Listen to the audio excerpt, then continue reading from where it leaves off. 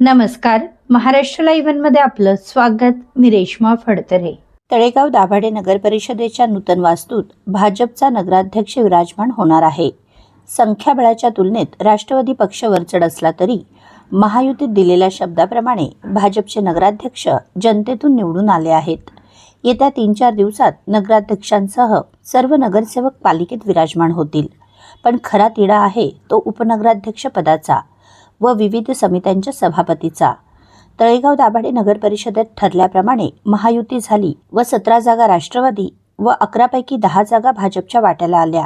एक अपक्ष उमेदवार डॉक्टर ऋतुजा कल्पेश भगत या आमदार सुनील शेळके यांच्या पाठिंब्यामुळे निवडून आल्याने त्या राष्ट्रवादीत प्रवेश करू शकतात. याचा अर्थ 18-10 नगरसेवक व नगराध्यक्ष भाजपचा असे घडू शकते. राष्ट्रवादीचे संख्याबळ पाहता उपनगराध्यक्षपद व विविध समित्यांचे सभापतीपद हे राष्ट्रवादीचेच होणार आहे. मग हे उपनगराध्यक्षपद कोणाला व किती कार्यकाळासाठी मिळणार याची जोरदार चर्चा सध्या राजकीय वर्तुळात सुरू आहे. तळेगाव दाभाडे नगर परिषदेच्या 28 पैकी 21 नगरसेवक हे पहिल्यांदा निवडून आलेले आहेत. त्यांच्याकडे कोणत्याही कामाचा अनुभव नाही व उर्वरित 7 नगरसेवकांपैकी 4 नगरसेवक हे राष्ट्रवादी पक्षाचे आहेत.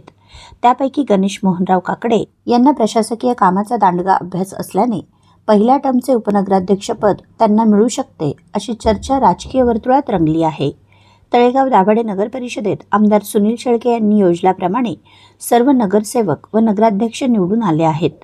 त्यामुळे वरवर जरी महायुती असली तरी हाताच्या बोटावर मोजण्या इतकेच कट्टर भाजपचे नगरसेवक नगर परिषदेत असल्याची व उपनगराध्यक्ष पदाची माळ कोणाच्या गळ्यात पडणार हा निर्णय आमदारांच्या मर्जीनेच होणार अशी दबक्या आवाजातली चर्चा सध्या राजकीय वर्तुळात रंगली आहे.